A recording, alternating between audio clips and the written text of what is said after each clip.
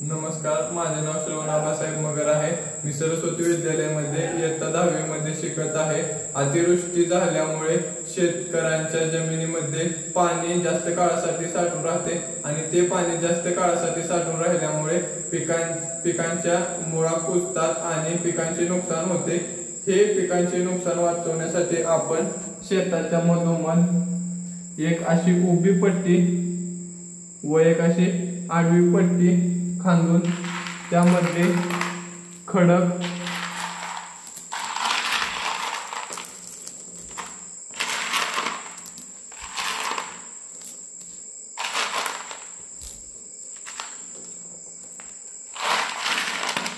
खडक व वाळूचे मिश्रण करू शकतो। यामुळे आसपासच्या जमिनीतील पाणी पाझरून त्या पट्ट्यांमध्ये जाईल आणि त्या पट्ट्यांमधून पाणी आपल्या शेतजमिनीच्या शेजारच्या पाझर तलावात किंवा विहिरीत जाऊ शकते। अशामुळे पाझरून गेलेल्या जमिनीतील पाण्यातून आपण पिकांचे संरक्षण करू शकतो आणि विहिरीत साठलेल्या पाण्यामुळे आपल्याला त्याचा पुढे वापर होऊ शकतो। हा